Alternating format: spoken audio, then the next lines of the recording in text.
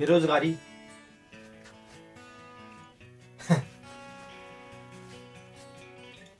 और बेरोजगारी का जहर जो आज का युवक पी रहा है ना, वो वही नवयुवक जानता है कि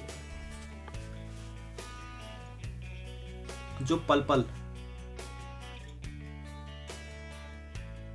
अपने सपनों को अपनी यादों में इस कदर समा लेता है कि एक दिन मैं नौकरी वाला हो जाऊंगा, एक दिन मुझे सरकारी नौकरी मिल जाएगी, मैं बेरोजगार कोई जीवन भर तो नहीं रहूंगा।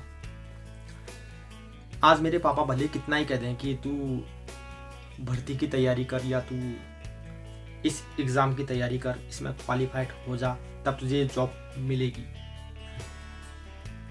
प्रेशर होता है ना हमारे माइंड में, और वो प्रेशर हमें कहीं ना कहीं अंदर ही अंदर खाए जाता है। हम मेहनत भी करते हैं, हम कोचिंग भी लेते हैं, अच्छे से अच्छे इंस्टीट्यूट में हम पढ़ाई भी करते हैं फिर भी हम कामयाब नहीं हो पाते। कमी हम में है या कमी उस मैनेजमेंट में है जो मैनेजमेंट हमारी सरकार तय करती है। ये सोचने वाली बात है मेरे भाई, ये सोचने वाली बात है।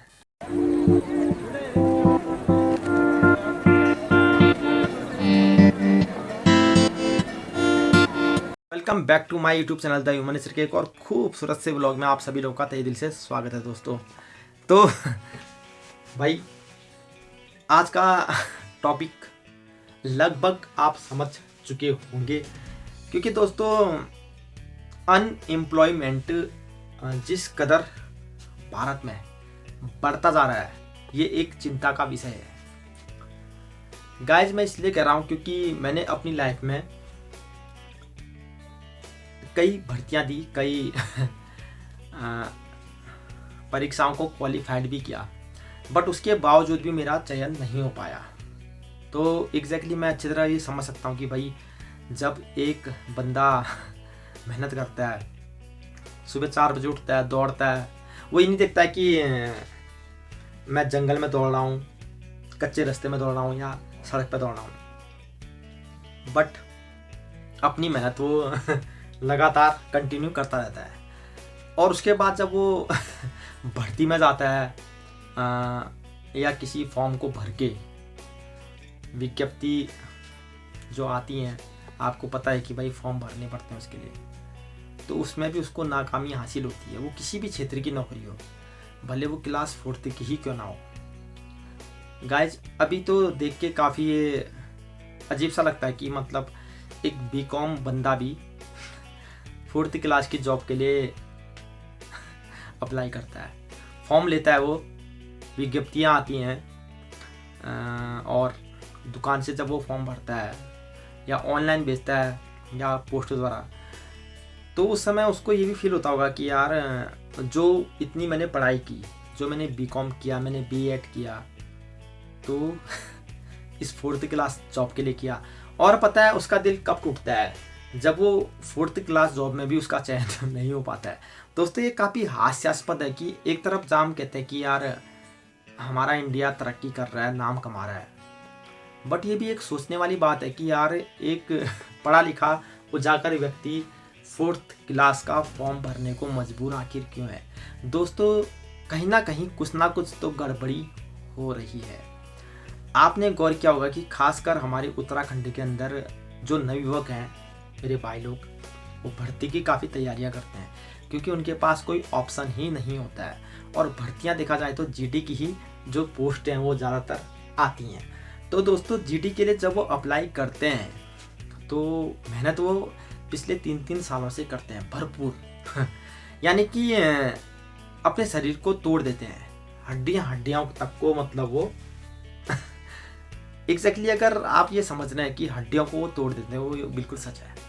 पता है कईयों को मैंने देखा, किसी के हाथ फ्रैक्चर हैं, किसी के पैर फ्रैक्चर हैं, किसी की मोच कमर में है, तो वो यही कहते हैं कि यार ये दर्द क्या है, अगर हमें एक बार सरकारी नौकरी मिल जाए ये दर्द कुछ भी नहीं है।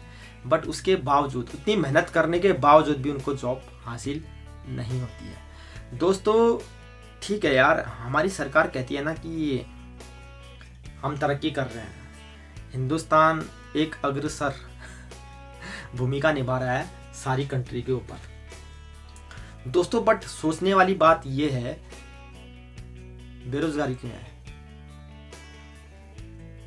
बेरोजगारी आखिर है क्यों? अनएम्प्लॉयमेंट आखिर इतना बढ़ता क्यों जा रहा है? आपने गौर किया होगा कि जब भी परीक्षाएं होती हैं, हाई स्कूल की हो या इंटर की हो, बच्चे लगभग पास हो ही जाते हैं। बट कहीं ना कहीं हमारी सरकार को ये भी सोचना चाहिए कि यार इनको हम पास तो कर रहे हैं, जो हमारी शिक्षा प्रणाली है उनको पास तो कर देती है, तो क्या भविष्य में उनके लिए जॉब रखी गई है? एग्जैक्टली नहीं। ये आप भी जानते हैं, क्योंकि बेरोजगारी दर दोस्तों बहुत ज़्यादा बढ़ चुकी है। अब आता हूँ मैं सीधे सीधे सरकार पर। सरकार का ये कहना है कि हम रोजगार दे रहे हैं। दोस्तों ये आप भी जानते होंगे, और अब मैं क्या ही कहूँ यार इसके बारे में, मतलब कितने परसेंट यार रोजगार मिलते हैं हमें, बताइए। अखबार बेचने वाले को क्या हम रोजगार माने? एक पढ़ा लिखा बंदा सुबह अखबार बेचता है और 12-1 बजे तक वो अखबार ही बेचता है, तो क्या हम उसको रोजगार माने? 4,000-5,000 रुपये उसकी सैलरी है तो क्या हम उसको रोजगार माने? क्या 4-5 हज़ार रुपये मंथली कमाकर वो अपना जीवन यापन कर लेगा? एग्जैक्टली नहीं गाइस, ये आपके साथ भी हो सकता है। दोस्तों हर किसी की जिंदगी एक मुकाम पर जब पहुंचती है तो उसको ये फील होता है कि यार मैंने कुछ करना है लाइफ में, अब मुझे नौकरी करनी है, अब मुझे अपने खर्चे खुद उठाने हैं। मैंने पिताजी से नहीं कहना है, मैंने मॉम से नहीं कहना है कि भाई मुझे पॉकेट मनी चाहिए। दोस्तों जब आपको ये फील होगा ना, तभी आपको ये महसूस भी होगा कि यार मैं कुछ भी तो नहीं हूँ। गाइस जब भी चुनाव की बात आती है तो कई पार्टियां आती हैं और वो कई प्रकार के विभिन्न प्रकार के वादे करती है, और सबसे पहली उनकी भूमिका यही रहती है कि हम आपको जॉब देंगे, हम गरीबी हटाएंगे, महंगाई दर कम करेंगे। बट अगर आज देखा जाए तो गाइस 10 किलोमीटर की जो हम यात्रा करते हैं, मात्र 10 किलोमीटर की, उसके लिए हमने 40 से 50 रुपये पे करने पड़ते हैं। तो आपको ये फील होना चाहिए यार कि जब इस समय में इतनी बेरोजगारी है तो आज से आने वाले 4 साल, 5 साल, 2 साल के बाद क्या हाल होगा भाई। गाइस ये हमारी सरकारों को भी सोचना पड़ेगा। देखिए मानते हैं कि चलो कोरोना काल ने कुछ कमर तोड़ी है सरकार की भी और एक आम नागरिक की भी, बट ये कहाँ तक सच है कि कोरोना सिर्फ इंडिया में हुआ? कोरोना पाकिस्तान में भी हुआ, कोरोना बांग्लादेश में भी हुआ, कोरोना म्यांमार में भी हुआ, कोरोना नेपाल में भी हुआ। तो वहाँ ना पेट्रोल के दाम बढ़े ना महंगाई बढ़ी तो क्या अनोखा कोरोना हिंदुस्तान में ऐसा हुआ कि हिंदुस्तान में पेट्रोल के दाम भी बढ़े, डीजल के दाम भी बढ़े? तो अगर पेट्रोल और डीजल के दाम बढ़ते हैं तो एग्जैक्टली हमारी जेब पर डाका डाला जा रहा है। दोस्तों मैं आपको एक सिंपली सी चीज बताता हूँ। आज से करीब करीब 9 या 10 महीने पहले मैंने न्यूज़ देखी थी, तो उसमें यही बताया जा रहा था कि जो तेल के कुएं होते हैं ना सऊदी अरब में, ईरान में, तो इराक में, तो जिस समय लॉकडाउन था, संपूर्ण लॉकडाउन यानी कि विश्व भर में लॉकडाउन था, तो वो तेल के कुएं इस कदर मतलब ओवरफ्लो हो गए थे कि वो कंपनियां ये चाहती थी कि किसी भी कीमत पे ये तेल की बिक्री हो जाए, क्योंकि बर्बाद ये तेल हम कर नहीं सकते, क्योंकि काफ़ी मेहनत और काफ़ी खर्चे से हमने ये तेल को ज़मीन के भीतर से निकाला है। तो दोस्तों आप समझ सकते हैं कि उस 10 महीने से लेके अभी तक तेल के दाम घटने चाहिए या बढ़ने चाहिए? एग्जैक्टली तेल के दाम घटने चाहिए। और आपको ये जान के हैरानी भी होगी दोस्तों कि अंतर्राष्ट्रीय बाजार में, अंतर्राष्ट्रीय मार्केट पे अभी तेल के जो दाम है वो काफ़ी कम है। तो कहीं ना कहीं यार, अगर सरकार ये सोचती है कि तेल के दाम बढ़ाने से हम इस कोरोना काल को मतलब आप तो ये सोचते हैं कि भाई कहीं का घाटा किसी चीज़ से हासिल किया जाए। दोस्तों, जिस कदर अभी नौकरियां गई हैं, बेरोजगारी बढ़ी है, तो तेल के दाम बढ़ाना यानी कि इंपोर्ट और एक्सपोर्ट को बिल्कुल ध्वस्त कर देना। आपने गौर किया होगा कि जो हमारी खाने पीने की चीज़ें हैं, एग्जैक्टली मैं अभी बताऊंगा आपको, जो सरसों का तेल होता है, लगभग आज से 3 महीने पहले 70 से 75 रुपये का वो आता था 1 लीटर, ठीक है ना। तो अभी शायद उस चीज़ को 2.5-3 महीने ही हो रखे हैं, अभी आ रखा है 185 रुपये का 1 लीटर, ठीक है ना। तो 1 लीटर तेल में इतना फ़र्क हमें देखने को मिला पिछले 2.5 महीने में। फिर करते हैं हम डीजल और पेट्रोल की बात। तो दोस्तों, कभी आपने सोचा था कि सेंचुरी मार देगा पेट्रोल और शतक मारने वाला है डीजल कुछ ही दिनों बाद? तो ये बात कहाँ सच होती है यार। दोस्तों, सरकार आती भी है जाती भी है, लेकिन हमने जो अपनी थिंकिंग है ना, इसको ओपन करना है। मैं किसी भी पार्टी से बिलोंग नहीं रखता हूँ। मैं आपके सामने ये बातें इसलिए बोल रहा हूँ क्योंकि मेरे चैनल का नाम है द ह्यूमन नेचर, इंसानी फितरत। पार्टियाँ इंसानों से बनती हैं, इंसान चुनाव लड़ते हैं, एक पार्टी दूसरी पार्टी को हराती है, ठीक है ना। तो मेरे जो चैनल का नाम है, मैं उसी हिसाब से काम करता हूँ। मैं वो मुद्दे उठाता हूँ जो एक आम नागरिक की जीवन शैली पर आधारित होते हैं।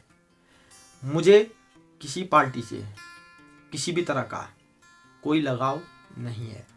मैं हूँ द ह्यूमन नेचर और बात करता हूँ इंसानी फितरत की। बट कहीं ना कहीं दोस्तों, मुझे ये फील होता है कि जो भी सरकार आती है वो मुझे और आपको, क्योंकि आप भी इंसान ही हो, ठगा जाती है। सेमलेस है भाई, और हम ठग भी जाते हैं। सो गाइज, आने वाले तौर पर आप उस सरकार को चुने जो आपकी कसौटी पर खरी उतरे। आपको ये फील होना चाहिए कि वाकई इसने धरातल पर काम किया है, ये सरकार हमारे लिए सही है और आने वाली भावी पीढ़ी के लिए भी ये सरकार अच्छा कार्य कर सकती है। तो आप उसी सरकार को चुनें, बाकी आपकी मर्जी है, क्योंकि आपका जो बहुमत है वो आपका है, उस पर किसी का भी अधिकार नहीं है। सो ये छोटी ही झलक आपके द ह्यूमन नेचर वाले भाई की तरफ से थी। कमेंट बॉक्स में आप अपनी राय देना कि ऐसे ही जो वीडियो मतलब पॉलिटिक्स पर आधारित होते हैं वो मैं आपके सामने और पेश करूं। सो मिलते हैं ऐसे किसी खूबसूरत से वीडियो में। लाइक शेयर सब्सक्राइब और ऑल का ऑप्शन जरूर दबाना। द ह्यूमन नेचर आपने बिना गैप दिए बिना स्पेस दिए एक ही लाइन में लिखना है, ठीक है ना।